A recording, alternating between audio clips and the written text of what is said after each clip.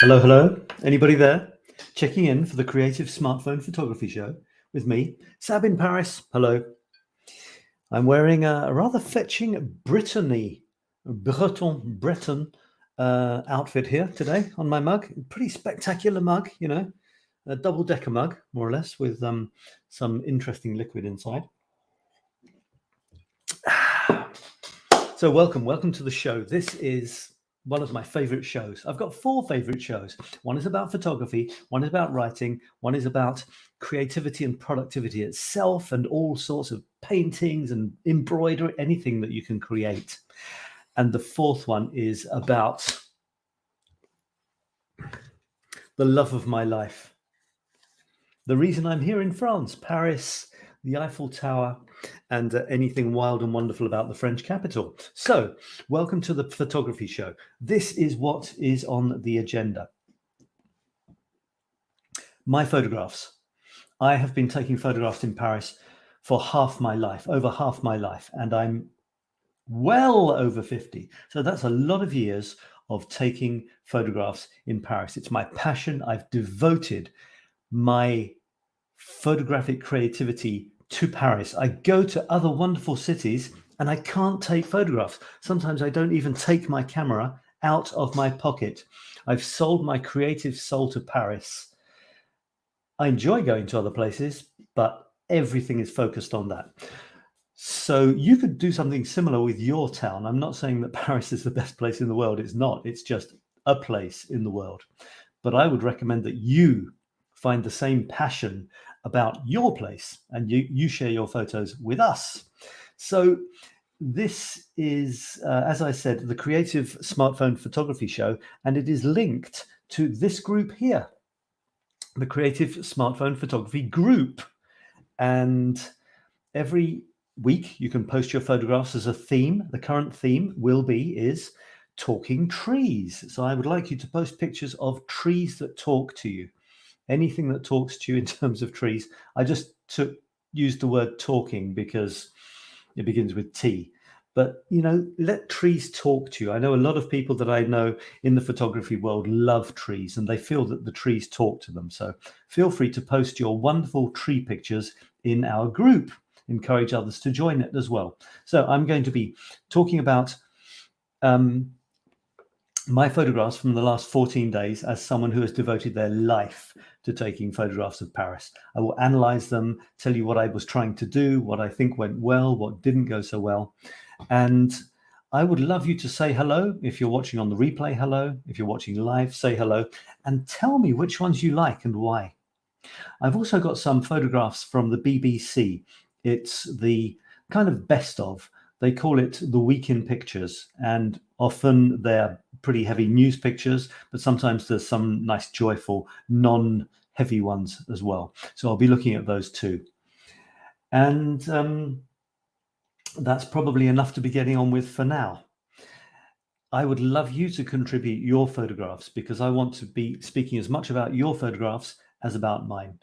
And I would love to have some questions too, some photographic questions. You know, how do you do this? How do you stop this from happening? Now, my kind of speciality is smartphone photography, even though I grew up with SLR cameras, bigger cameras. But these days, it's almost all smartphones. So that's kind of where I'm coming from. My masterclass is the Creative Smartphone Photography Masterclass. So anything and everything to do with photography, let me have your ideas, your questions, and your photographs in the group. And I will highlight them next time. So let's get on with the show, shall we? So let me start by looking at a few photographs. No, actually, I'm actually going to dive down, if I can, to one photograph that I would like to show you. Here it is from Beatrice. And she says it's lights and shadows on strange trees of the mur à pêche of Montreuil near Paris. There it is. Now, she's played around with it, and it's also very long and tall. Now, this is a bit of Beatrice's style. I don't think it's the first one I've seen like this. She's done a couple, this long, thin effect. This might be your thing, Beatrice. You never know. This might be the way that you could try doing more and more photographs like this to see your thing.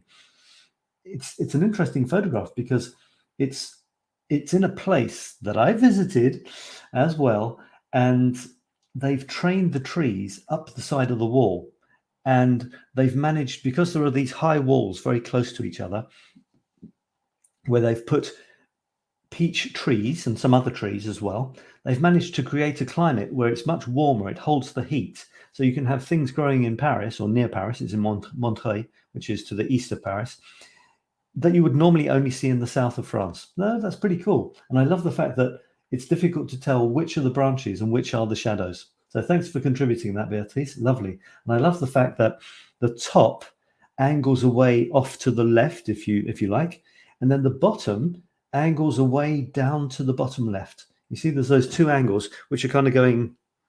How can I do this on the camera? I don't know. They're kind of going like that. You see, this is very difficult to do. Okay, zooming off like that and then zooming off like that. Cool. So I want lots more contributions from you guys, please. Don't let me down. The theme is trees, and that fits in perfectly. I'm going to count back from the latest photograph I published until I get to what was probably 2 weeks ago when I did my last show. This is my composition for the current chapter. And as you can see, numbers are playing quite a big role in this. Why numbers? And how do you manage to make numbers interesting? This is the challenge. Well, for a start, you have to find interesting numbers. And my current photo challenge is, well, one of them. I have my huge photo challenge, which is take photographs throughout my life. I have my only a little bit less huge photo challenge, which is taking photographs of Paris for 18 years, one per day, at least publishing one photograph of Paris per day for 18 years. Just a little project. And I write text with them as well. And then within that massive project, I have sub-projects. Otherwise, I'd go crazy, you know. And it keeps you focused if you have a sub-project. I recommend you have a sub-project. If you have a sub-project, let me know what it is. Do you have a big photographic theme? And within that, do you have smaller themes? Please tell me. Tell me in the chat. Tell me now. Tell me later on the replay. What are you? And this lets you. I was going to say, see the big picture. It's the opposite. It's see the small picture. It's feel that you're doing a manageable project. It could last for a week. You could publish a photograph of roofs for a week, a photograph of doors for a week, something like that. So numbers is one of my projects. I have decided to photograph the most interesting numbers on street walls that I possibly can in Paris. So my theme is Paris. So I'm not going outside of Paris. These numbers are in Paris. And you might find that hard to believe because in Paris, normally it's a white text on a blue plaque, white number on a blue plaque. So it's lovely. It's typically Parisian, but you know, they're all the same. So it wouldn't be very interesting to publish those. But if you know where to look, you know, in some sort of strange places, odd little corners, you find some crazy numbers. So all of these numbers are in Paris. So let me show you. So this one, I've made it much smaller in the frame because I wanted to show the context. Down to the bottom right, classic photographic technique. Don't have the subject right in the middle, and I will show you that I've done exactly that, put the subject in the middle in another photograph. But here I wanted to have it down bottom right. The detail on this bit of plaster stuff or whatever it is in the top right. And then the third of the photograph on the left showing that it is part of a building and it's the number of a building. It's a lovely sort of mosaic number. It's interesting because it's got bis, so it's not purely 98, it's 98 bis, which means there used to be a big building which just had one number, maybe because it was one proprietor. Then it maybe got split up over the years, so they needed individual new owners of bits of it or floors of it wanted their own number. So that's the story of that. But it still looks pretty authentic, and it's so much more interesting than the good old white on blue. Now here's another one, 36. Look how cute this is. It's in a little part of Paris, which is little known. Little, almost alleyways on a hillside. and the cutest little cottages. They've got tiny little front gardens, and I've tried to not only highlight the number, but also some aspect of Paris to show you where we are. I try not to just have one subject with nothing else to complement it or reinforce the theme. So you've got the number bottom right again, so it's not directly in the middle, which is normally compositionally more pleasing if it's not slap bang in the middle. The number has a kind of a double frame. It's got this yellow bit around it. It looks like it was been drawn by a kid. Maybe the owner of the house said to their kid, okay, you can do our number plaque. So it's got this yellow frame around it. Then it's got this secondary frame, which is actually the edge of the wall. And the edge of the wall with the plaque sticks nicely into the bottom right-hand corner. But then the rest can't be that boring. You know, I want it to have something interesting. I would have liked to have got this lamp a little bit higher. It would have been perfect if it had been a bit here, about here. It's not. I couldn't do that. So I got it as good as I can. A lovely atmospheric Paris lamp. And with those juicy colors, isn't it quite difficult to believe that you're actually in Paris? Then here's another one in the number theme, bottom left. Maybe I'll finish with bottom left. Bottom right. This is the one I told you about. It's slap bang in the middle. Do you think this is compositionally pleasing or not? Say hello in the comments. And if you like one of these photographs, please say which one you like and why. That's interesting. I don't want you to say I like this or I don't like this. I want you to say why. In this group, on these videos, I want this to be a learning place. I want us to share experiences, and you tell me why you like things and why you don't, and then we can discuss that. Remember, in art, there's no right or wrong, unless you're, going for some sort of exam or something where you've learnt you need to do it this way if you want to pass the exam. But this isn't about exams. This is about life. So there's no right or wrong, but it may be that certain compositions are more pleasing than others to some people or to most people. So that's what I'm interested in. Showing you the possibilities, then you decide. So I put this one more or less in the middle, but not quite. Can you see where it's not quite in the middle? Well, it's slightly down, isn't it? It's not completely, it's slightly below the middle line. And I did that because there's a lovely little dash of color here. This pink box, which is probably a flower box. And these railings have actually turned a strange shade of purple. And I love pink and purple together. What do you think? So I purposely included a tiny, so for a start, to get it off center, absolutely slap bang center, it's missing something. So the fact that it's slightly below the middle point, it's equidistant on the sides because there was nothing interesting on the sides, but there's a bit of space at the top, and in that space you have a complementary pink to go with the purple. It's funny, it's not really purple, but when I played around with the colors, it came out purple. Someone is saying hello to me. Let's see who's saying hello. Dorothy is saying hello. Hello, Dorothy. Nice to have you here. Chris, lovely to have you here. I like the angle that echoes that little 𝗧𝗪. The angle that echoes that little 𝗧𝗪, Chris. Framed by the leaves. All right, let me try and work out. So are you talking about number 8 or are you talking about one of the others? Let's see.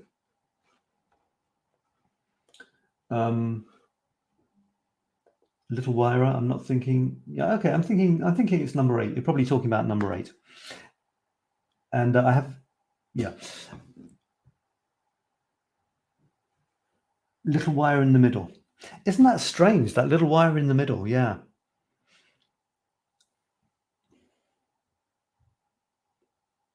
Okay, so I'm thinking you're thinking the angle, the slight angle is echoed by the angle of the 𝗧𝗪. Okay.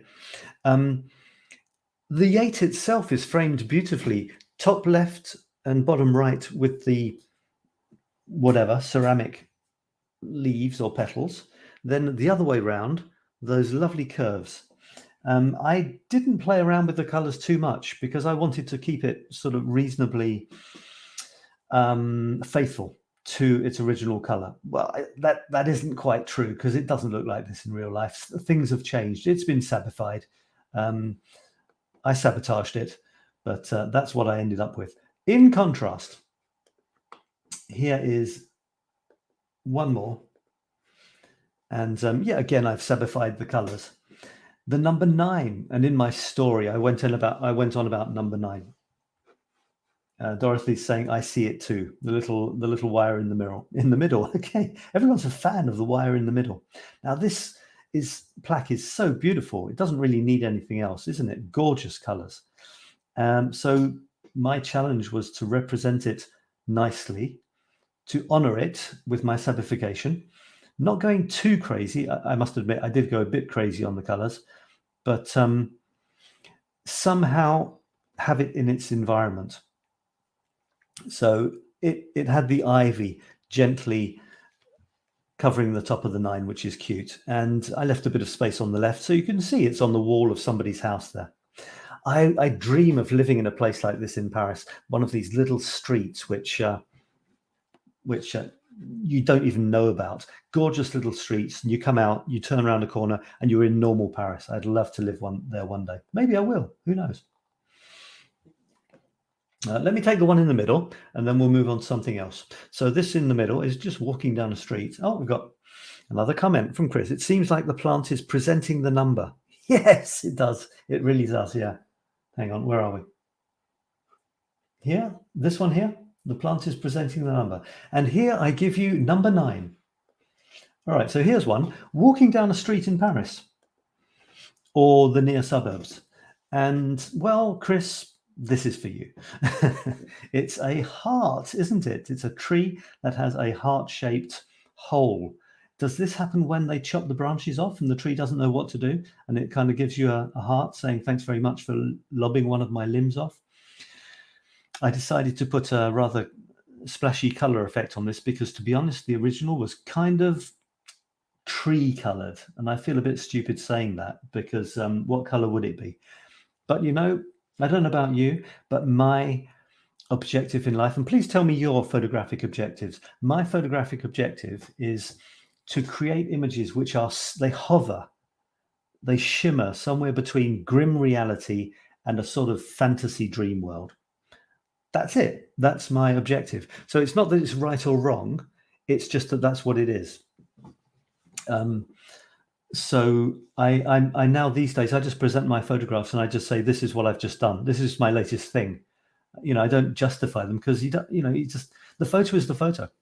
So Chris, this is coming your way. I don't think I've contributed this to your hearts group yet, but I will soon. And I like that. And by the way, if I moved the camera slightly it's very central, isn't it?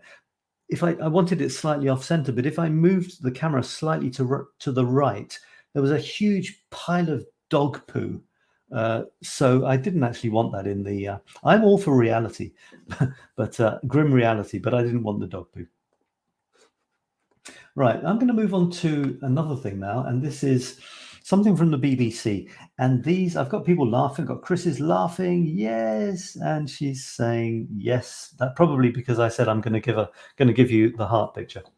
This is an interesting series of photographs. The English Riviera during the 2021 UK staycation. Staycation is a play on words, like vacation, but you don't go anywhere. The Brits are famous. The British are famous for their slightly idiosyncratic ways. You know, they're a bit odd. Did I say they? We can be seen as a bit odd. And it's kind of funny because, you know, we've got our seaside. We've got a lot of seaside in Britain. It just isn't that glamorous. It's not that hot and it's not that clean.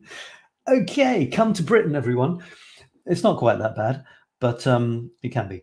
So if you can't get out and about, you know, to other countries where it's actually more glamorous, you go to the seaside in Britain and you've got, you know, pebble beaches and the sky's grey and you eat your Brighton rock and you sit there wrapped in blankets looking, you know, vaguely miserable, but pretending that you're having a good time. And this set of photographs is in that spirit. It's ordinary folks doing ordinary things. And these sort of photographs are so much more real than fancy, glamorous people looking glamorous. I'll just read a bit of the text and then we'll look at more photographs. It says, maybe I can make it even bigger actually. Let's try. Sometimes it goes bigger and then it goes smaller again. Last summer, photographer David Hares made a brief visit to Paignton, where he got chatting to a man taking his parrots for a ride on his mobility scooter along the promenade. Hares' curiosity was sparked, so this summer he returned once more to the England Riviera, which in itself is ironic, because the French Riviera is glamorous and wonderful. So English Riviera, it's kind of a contradiction in terms, because Riviera sounds glamorous and wonderful and hot, and English kind of doesn't. This is what he found. This is kind of what I do in Paris. I wander around and I see what happens, and you see odd sights. Okay, it's Paris, so maybe you don't always get stuff quite so idiosyncratic as this, but sometimes you do. I had an inkling it would be a fertile place for photography because more people than usual would be here on staycations. Holiday makers were in high spirits, happily posing for portraits or letting me unobtrusively capture a snapshot from their day out. Such an English thing, a day out to the seaside. Didn't we have a lovely day the day we went to Bangor? Check that song out.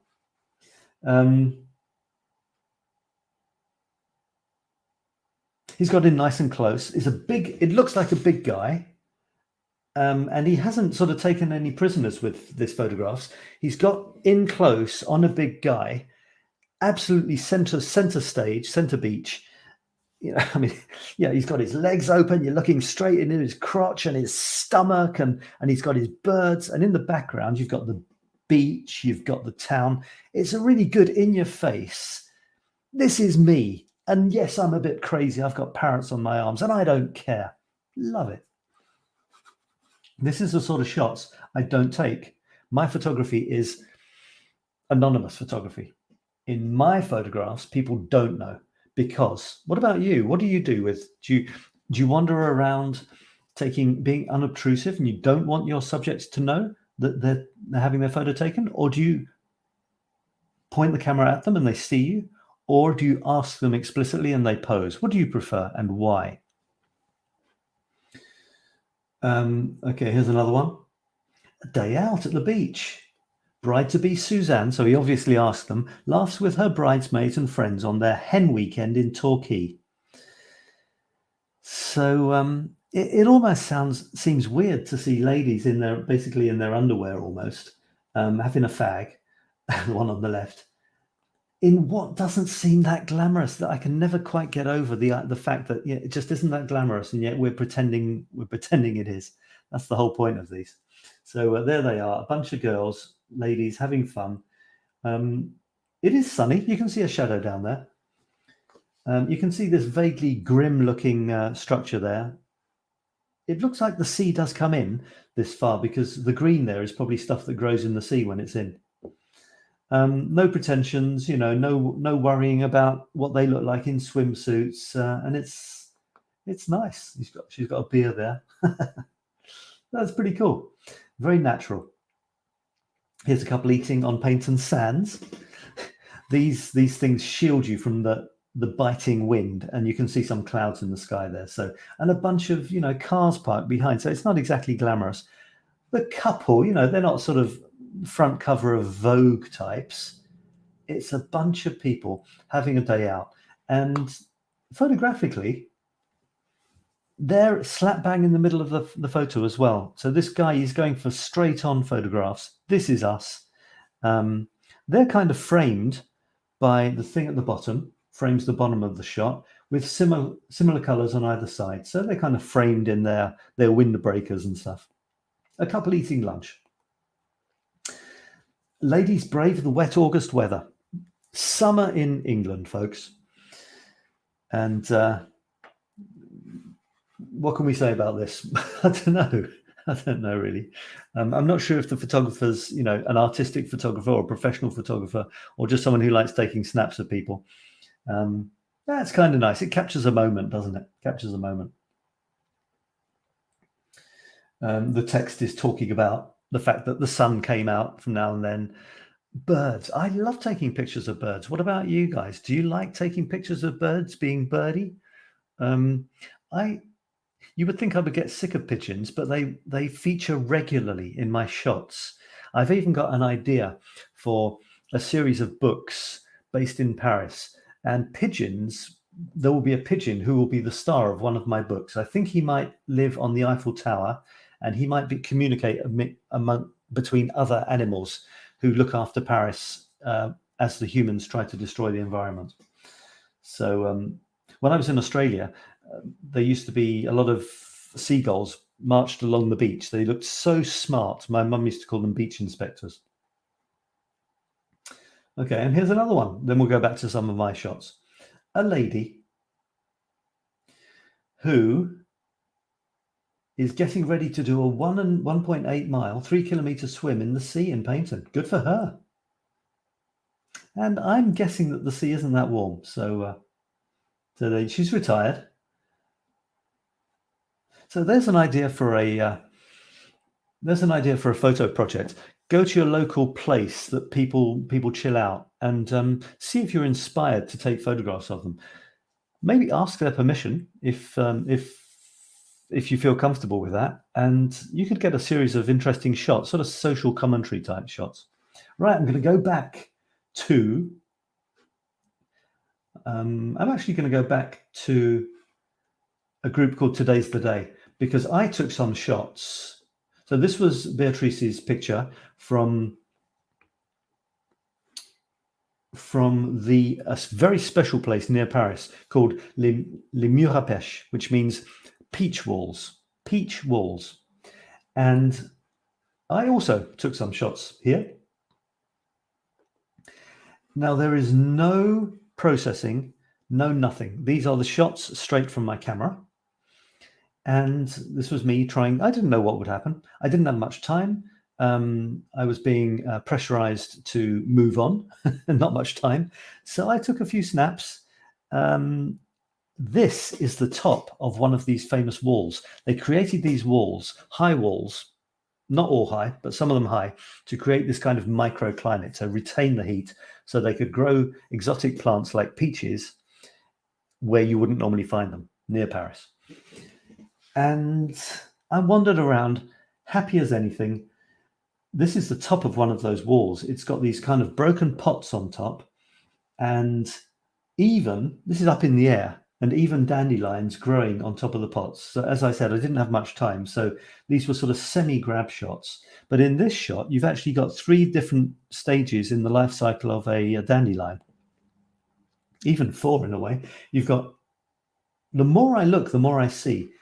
You've got, if I try and go from the earlier stage, you've got the dandelions, which I don't think this one in the bottom right hasn't hatched yet, but it's probably closing down because of the sun going down, and it's probably closing up for the night. So you've got these in the full sort of bloom of their lives, as it were. Then you've got these ones here, which have closed. Now they're a bit older. I think what you can see here on these 2 in the bottom, in the middle, that sort of dark yellowy bit, it's the petals. So once they've flowered, then they close. And when they're not going to flower again, these things here go brown and they sit there. Then eventually they fall off. And in this big green sheath, you have the now fertilized, hopefully fertilized, seed pods, which become one of these puffballs. Then the wind comes along, or a kid or someone blowing, 1 o'clock. As kids, we used to say 1 o'clock, 2 o'clock. And apparently when they'd all gone, that was the time it was. Don't quite know how they worked that out. And then after this, and the wind has blown away the seeds, you're finished. You're left with this thing here. Now, it was tricky, the background, in terms of the back, there's a lot of things I could say about this photograph, and none of them are very complimentary for this photograph. But there are things like sharpness. What is sharp?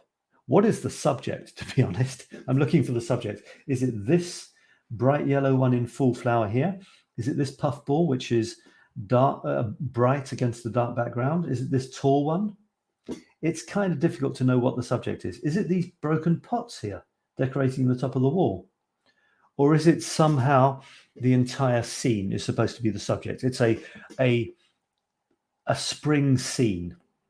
Well, for me, this doesn't qualify as a great photograph, but it does qualify as an interesting one. It's reasonably interesting. But if I'd had more time, I would definitely have taken more care. For example, this is interesting. This thing which has lost almost all of its seed pods, but it really merges in rather nastily to this bright thing behind it. In terms of focus, the subject should be in focus and the rest, ideally, should be fuzzy. I'm desperately trying to see what's in focus in this shot. Possibly this pot here, because it's in the middle of the frame. So normally, if you don't do anything with your camera, your smartphone, what is in the middle, it tries to focus on that. So I think it's tried to focus on this pot here. Is that really what I wanted in focus? Well, I don't know, maybe.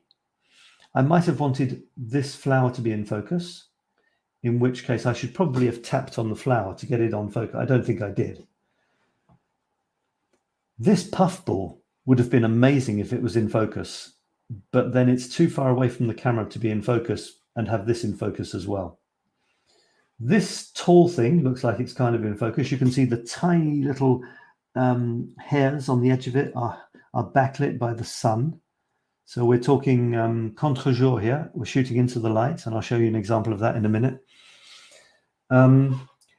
It's nice that this puffball is against the dark background. Okay, I'll give you that credit for that. Apart from that, it's a bit of a mishmash. But apart from that, you know, it gives a feeling of a warm, sunny afternoon. Okay, after that, let's see which was next. There wasn't an order to these, by the way. Okay, let's have a look at this one.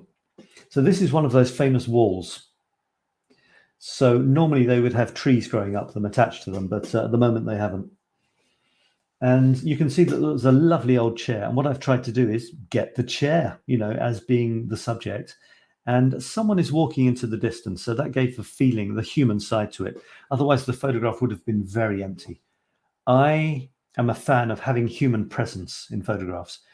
You could argue that without the person in red, the human presence would be the invisible person who would eventually sit on the chair or for whom the chair is waiting. So that's pretty conceptual, man. But the human presence is the girl walking away in red. So that's quite nice. Again, I had hardly any time. Bit of an angle thrown in there, you can see.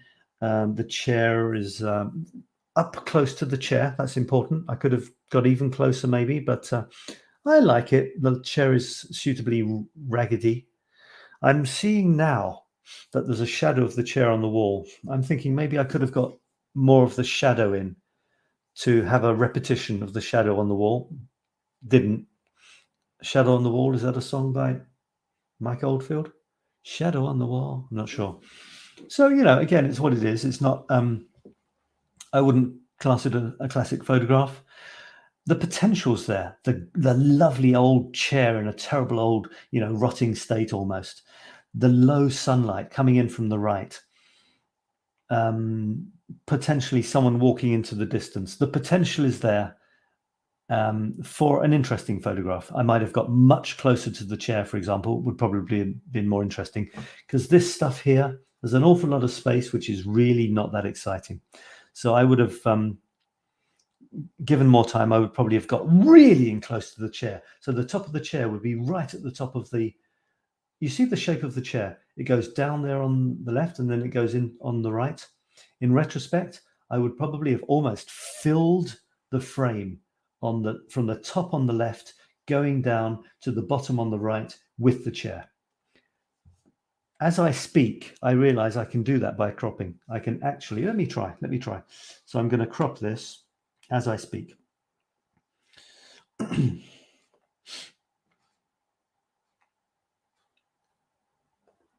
I've just realized also that I probably will have to change. I don't know if you can see what I'm doing here. I don't think you can.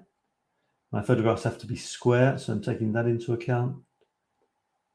All right, so I actually don't think you can see what I just did. So let me try and share my screen again differently.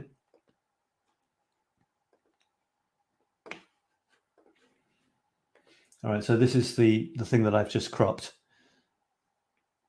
Is it? Wait a second. Did I crop that at all? Oh, I know what I did. Have I cropped it at all? Yeah, I've cropped it a bit, but not enough. Okay, this is what I meant to do. Let me try that again. Same player, play again. You know why I cropped it so high? It's because of the girl. I wanted to keep the girl, but what I'm really thinking is I should do this to make it more impressive. Something like this, you see? But now I've just got the girl's legs, so you can't have everything. But I think this is moving towards maybe a stronger photograph. It's just that this is kind of boring, this bit here. It would have been maybe better if she had her legs a bit closer here or something. So there you go. All right, so let's go back to my main screen.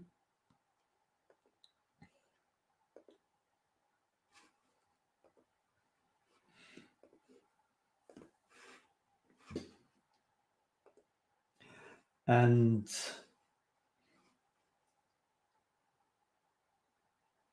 okay, let me have the, okay, we'll go to this one. Now, this one is a wonderful example of contre-jour. Contre-jour means against the day. I'm shooting towards the sun. But can you imagine where the sun is? Where do you think the sun is? Oh, I like the chair. I like the chair. Chris says about the chair picture. I like the chair picture with the shadow behind the chair included. Yeah, I think it would be nicer if I'd taken more of the shadow as well. Thanks, Chris. So this is contre-jour. The sun is actually in front of me. But look here. Can you see behind these flowers? It's quite dark. That's because behind this stuff here, there's a wall, a tall wall. The sun is peeping over the wall, lighting the flowers from behind, but it's not lighting the stuff behind the flowers because the sun is not between the wall and the flowers. And I must admit, the photograph hasn't really shown the delicateness of these flowers. But can you see the effect? Isn't that amazing? These flowers are not being lit by light, the sunshine from where I'm standing, from the shooting with the camera. They're being lit from behind, and they're so bright because the sun is shining through the petals. It's an absolutely beautiful look. And that is definitely something to go for. Go for this contre-jour, against the day, shooting into the sun look. You've just got to watch out that the sun doesn't go directly into the camera lens, and then you might get some strange artifacts, strange reflections or little spots and stuff. You can see the effect best with the light passing through the leaves. Thank you, Chris. Yeah, I hadn't spotted that. I was so obsessed by the petals, but the petals have kind of blown out. In other words, they've lost all their detail because the camera couldn't cope with the difference between the brightness and the darkness. So it's lost all of its details. When I was looking at this with my eyes, I could see all the intricate details, probably the veins of the petals. Here it doesn't work so well. But if you look at these leaves, as Chris says, you can see the sun shining through them beautifully. These ones here in the bottom right, this is the same leaves, exactly the same color, but they're not being lit by the sun. And look what happens when the sun shines through the same leaves, beautiful green colors. So that's definitely effect to go for if you can. And then the last one in this series is this. I really like this. I'm seeing these kind of for the first time. It's the first time I've thought about them. What I wanted was little and large, a little thing and a big thing. And this is a technique that I often use. Divide the photo quite strongly between a little section and a big section, which is different. So the big section obviously dominates because there's more of it. Like there's let's say 3/4 of the photograph is this sort of rugged wall. The bottom quarter is green with the colorful flowers. So the big part should probably be less interesting. The smaller part should be more interesting. Otherwise it'll be, can you imagine if the big part was really interesting and the small part was boring? The small part would become pointless. Make the small part more interesting than the big part, and you've got an interesting photograph. In fact, the way it works out is the flowers actually they almost cross the line between the green grass and the white of the wall.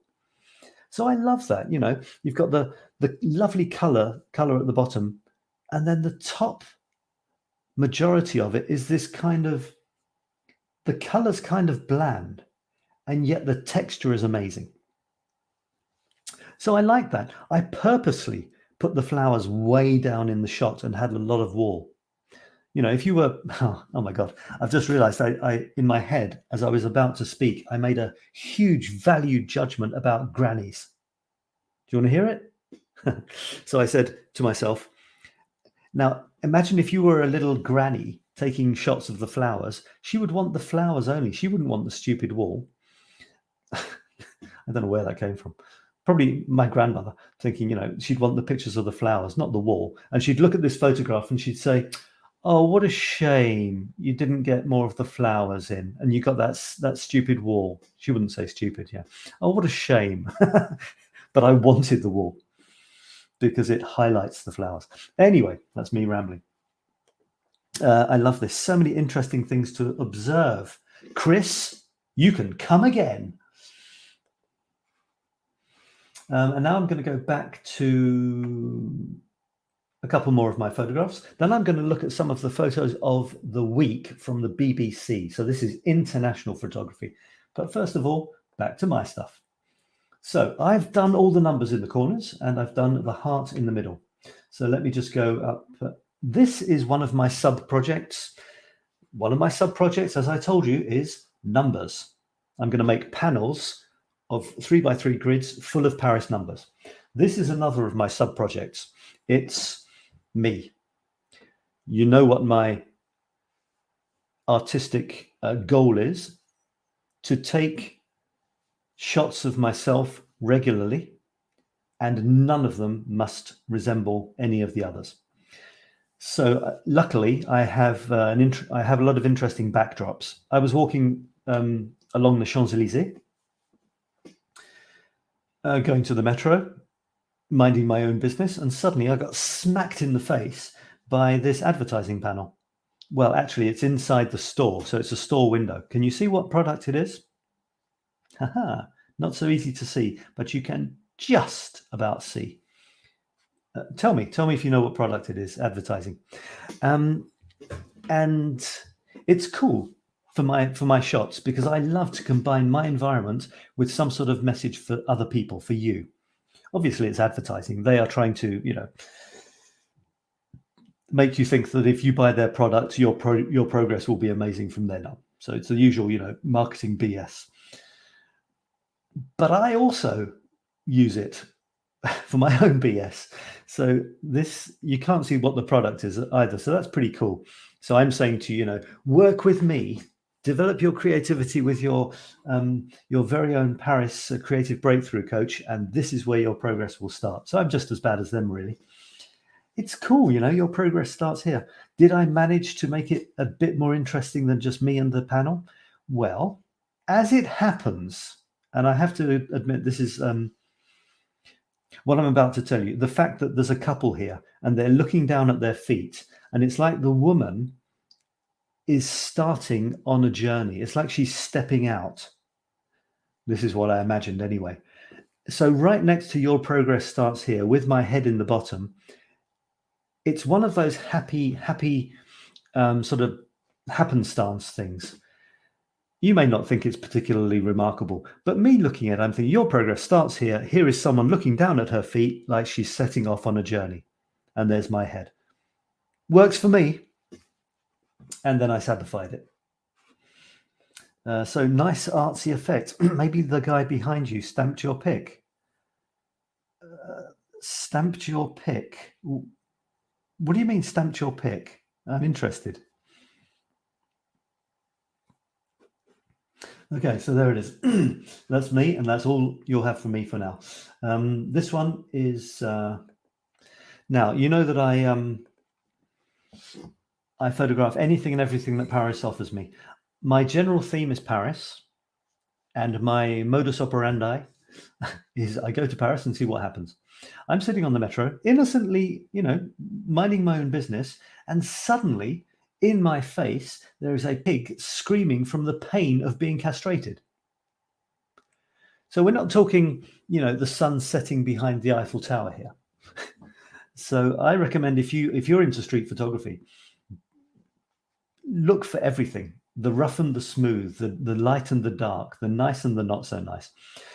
And this is my daily reality. And how interesting. So I framed it in the picture in a metro door. It's closed. This is, on the one hand, if the window is dirty, I'll show you a picture in a second where I took it through a kind of dirty window. In the past, I did everything. If I saw something nice out of the window, I did everything to try and take the picture out of an open window. Not so easy on trains. Sometimes you can pull the top window down. I stick my camera out, or, and I try to get the shot without the window. Then I realized, what an idiot. I'm missing the perfect frame. A train window is the perfect frame to give a sense of place. If I took a picture of this poster with the door open, well, it's just a picture of a poster. Big deal. Where am I? Where is my creativity? Here I have a beautiful frame, a gorgeous frame. It's lovely metal with those like typical lever to open the doors, and it's all grungy. And then framed in this is this terrible scene. Basically, it's a campaign against castrating male piglets, so kids, not adults, because when you cook a male pig, apparently it stinks. So it's rather unpleasant. The smell of uncastrated male pig being cooked is pretty disgusting, apparently. So we chop their balls off so that our poor nostrils aren't assailed. And so it's a campaign against this. Apparently, you can have meat from pigs which aren't castrated. Yeah, so there you go. You see, this is the sort of thing. And you know what? When I take photographs like this, I want a bit of background because I write about them. Each photograph that I publish inspires an article. There it is. So there's my text. You can always stop the video and read it. I now know something about pigs, raising pigs in France, and the meat that I eat on my plate, if I do happen to eat meat from pigs, which I do, which I didn't know before. So photography, it's much, much, much more than just taking snaps. You can take it as far as you like. You can see the entire of all of life reflected in your photographs. It can lead you on factual hunts or goose chases. It can take you down rabbit holes. Literally, some of my photographs, I discovered that there are rabbits rampant in the Hôtel des Invalides, in Invalides, where Napoleon is buried, in the middle of Paris. They have a colony of rabbits living there. How cool is that? So your photography can literally take you down a rabbit hole. Snapped your pic. Sorry for computer editing my words. Let me see. Nice. Maybe the guy behind you snapped your pic. Snapped your pic. You mean like took a picture of me taking the picture? I don't know.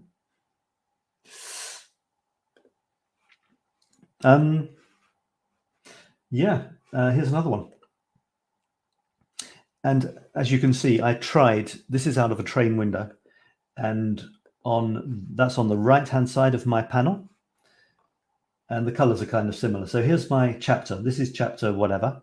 So on the right, you've got, I'm talking meta composition here, not just the photographs themselves within the photographs, but all of the photographs together. So in this panel, I don't always, do something amazing, but I try. So in all of the corners, you've got numbers. Okay, that's pretty obvious. Doesn't take a genius to work that out, but I did it. I decided that I would do that. Did I try to have similar color tones to the different numbers? Not necessarily. It just worked out the way it did. I put this one, which is out of a train window, on the right, and this one, which is out of a metro window, on the left. As it happens, the big sort of sloppy egg type thing of the sun setting behind this tree is kind of similar to the big yellow circle which this screaming piglet is in on the left. So, there you go. And and there's a color tone, the bright orange. There's kind of a rich yellowy orange theme going on there somehow. And this absolutely was not destined to be a photograph for my Paris Photo Chronicles. Taken on a train going to Paris, I snapped it. In fact, I snapped it for Thomas's group, he has a group called Vivid Shadows and Silhouettes. So I thought, okay, silhouette of the tree in front of the thing. And then I went on about this looking like a fried egg.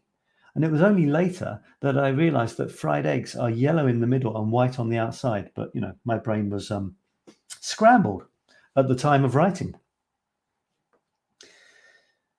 I love this lovely angle. Of course, I've processed it to hell, you know, sabified it. But look at the window. Can you see the grungy window? You don't need a grunge effect. Just take a photograph out of a Paris train window and you're good to go. Yeah, mega grungy effect on the window, which is really cool, I think. But it's this thing about adding yourself to the photograph. Don't just take a picture of the tree with the sun behind it. That could be anywhere. Make it your own. Show the person where you are. You're sitting on a train. It's a train with these really cool levers, you know. There's a funky angle. It frames the left and the bottom of the train with a really cool angle, and then leave the top right to get on with itself. You can see that, yeah, I just love this angle looking at it. You know, really cool sort of funky angle there. Boom, boom. Which frames the sunset really well with the grungy looking out of the window. And in amongst this sort of grime, to be honest, it wasn't as grimy as it seems to be. You know, that's part of the post-processing makes it look grimier than it is. Was this beautiful sunset over a suburban landscape. Hello, Thomas. Hello, Sab. Hello, Chris. Hello, everyone. I really like these pics. I only have seen this fried egg pic so far. So nice, each of them. Thanks, Thomas. Okay, so there's only one left here, and I'll show it to you now. This is me. Again, I wasn't on a train. I was sitting on the opposite side of the lines, waiting for... I can't remember. No, sorry, I am wrong. I was on a train. I shot this from a train window. How can you tell? Well, you can tell because of this stuff here. Can you see this stuff here? These were small spots, maybe you know, dried rain spots on the window I was shooting through.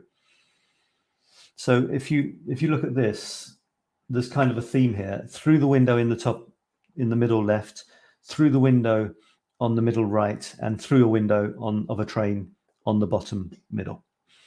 And through sabifying it a lot, I got these to really get a lot stronger. And I like it. It's almost like some sort of snow or confetti falling down. These spotlights. Now, this is a really interesting effect of these colored things here. Do you see what's going on here? This panel here that you can see in the top right, which nice...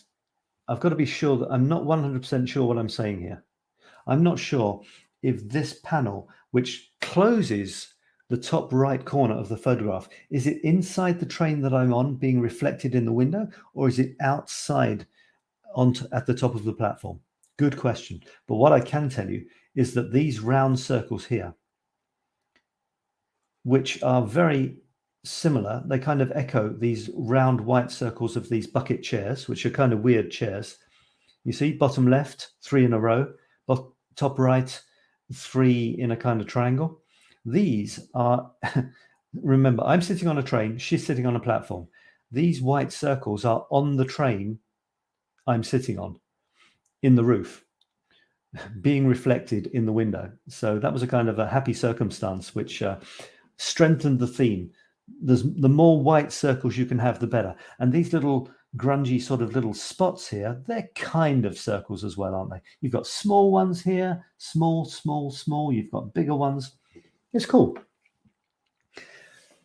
But to be honest, that's the backdrop.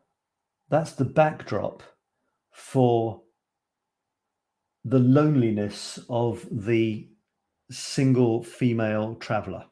I don't know. I made that bit up about the single female. the thing that struck me was this woman sitting all on her own on these chairs.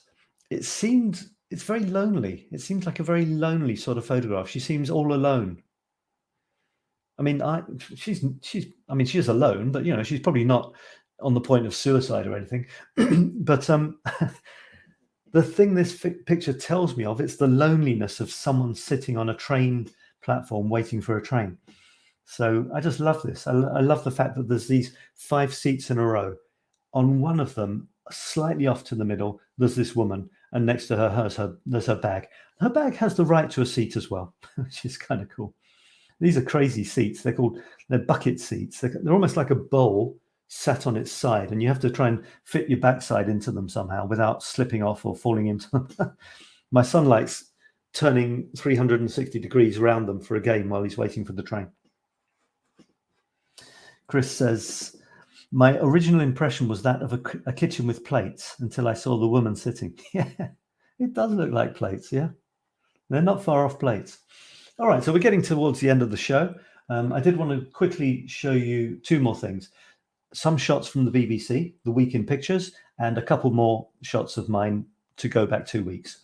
So it's not a news show, it's a photography show. So I'm going to try and, not make political comments, but sometimes I won't be able to help myself. Something pretty strong about, is it a priest? Yeah, it's a chaplain, an army chaplain, walking through the rubble. So that's it's a pretty powerful shot. I won't now this is good, because this is another shot through the window. But what is happening here is, in my shots through the window, only one of them had strong reflections. In this one, the reflection is the subject. In other words, the reflection of the person on the train as we see the countryside she's traveling through. That's really cool. What's cool as well is you can't see her mouth. You can just see her eyes and her nose lit whilst the rest is dark. Really great shot. I mean, you don't really know what's going on. There's not really a strong story as such. You don't know if she's a refugee or something. It's just a person on a train. And yet, it's a really strong shot. There's a triangle. The thing she's wearing going down low on her brow to where maybe her ear is, and then coming back out to just below her nose. It's a little triangle of pale light, a little triangle of pale human in amongst this, mysterious, unknown landscape of these tall trees. The sun's going down. She's on a train. She seems to be on her own. What's her story? That's nice. I like that. Okay, I kind of said refugee without thinking, but in fact, she is a refugee. But without the words, it's our imagination that creates the story. So she's just crossed over the border into northern Romania, a Ukrainian refugee. Yeah, very beautiful shot. Okay, someone making pillowcases. The Ukrainian president is now a pillowcase star. I saw there was a bit of street art I showed in last week's show of the street artist, Parisian street artist C215 or C215. He went to the Ukraine to do his pictures, and there's an amazing picture of his. I don't have it. One of his pieces, I can show you his pieces. They look like this. Okay, they look like this. This is one of his pieces. So there's one of his pieces on a wall in the Ukrainian city. I think it's Lviv. Behind it is a massive billowing black cloud of smoke. Black, like almost dark grey. So, we're not talking clouds here. So he went there. He went there to do his portraits in the Ukraine right now. Like now. He's there, or he was there a couple of days ago. Really makes you think, doesn't it? He was asked to go there by the Ukrainian president's wife. This guy's wife asked him to go to the Ukraine to put his art in their streets. So powerful stuff. It shows you art is at the heart of how we deal with terrible situations. I'm putting my little squares up in. Well, I'll show you, seeing as you might not have seen last week's show.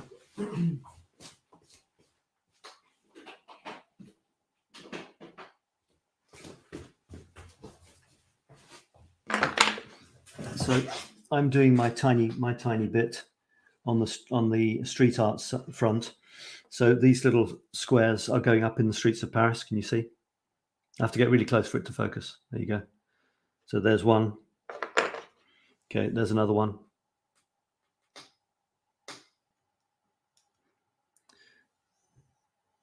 Here's another one.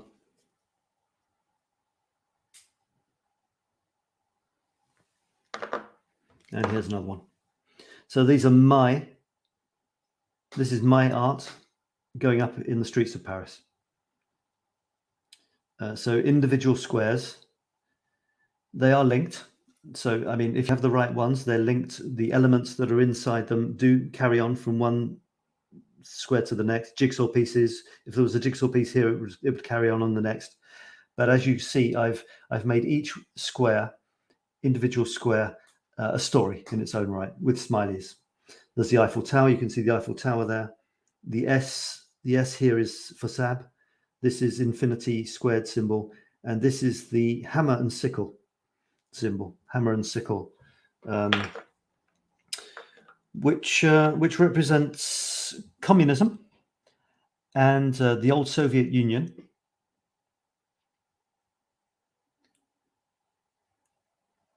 You see they're a bit blood spattered and they've got an injury. There's a blue, each of them has a blue tear. So I'm getting kind of political, but I'm not really being political. It's about the human tragedy. It's not about politics. It's about the human tragedy. People are dying not too far from me who weren't dying yesterday. And that pushes you to have some sort of reaction. And this was my reaction for what it's worth. So there's the president, who's become something of a hero in some quarters. Okay, these are government ministers meeting. This photograph, don't you think this photograph is a tiny bit like what I did with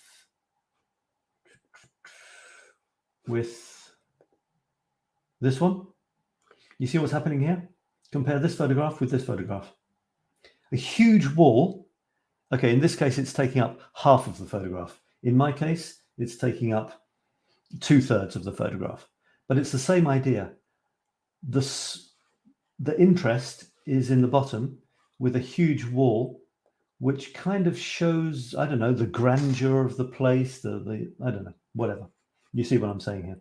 All right, a couple more. This is an excellent use of reflection. You've got a shiny surface. Get yourself down low on next to a shiny table when there's something impressive behind it or around it, and get a really interesting reflection. That's spectacular.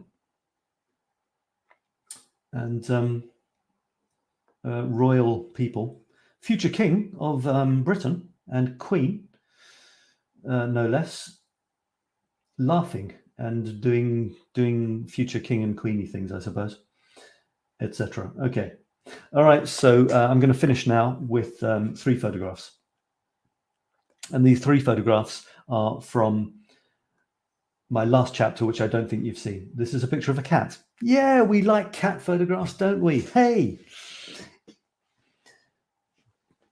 I'm not too proud to sink, to not.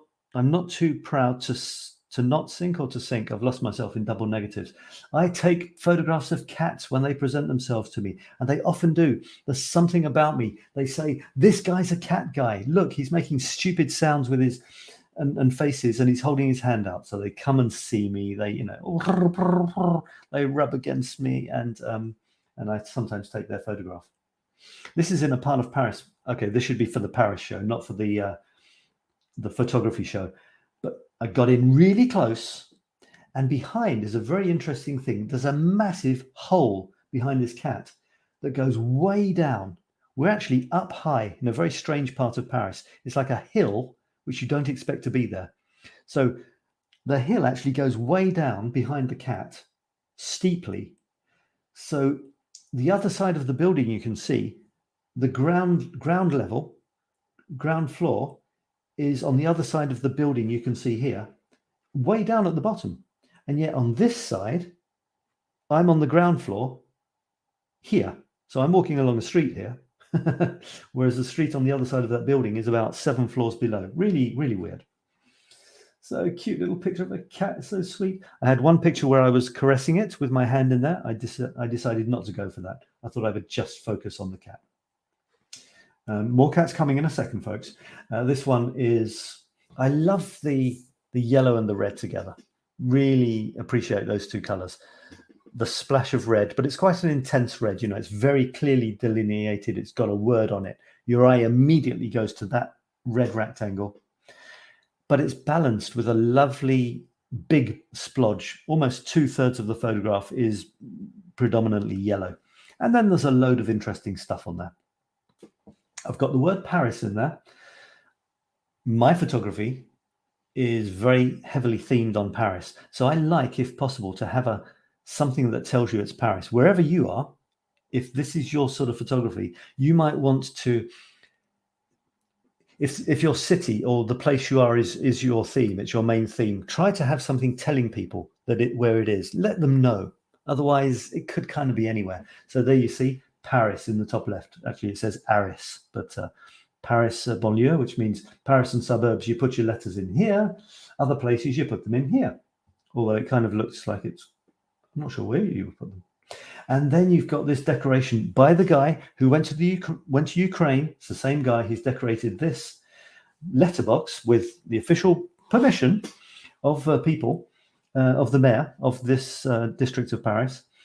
He got permission to decorate the letterboxes, post boxes, with the colors, as it were, not so colorful actually, with the symbols of the museum, which is just across the road, which is the Musée de l'Ordre de la Libération, which is a museum dedicated to the French resistance, the people who tried to oppose the Nazis when they had occupied Paris.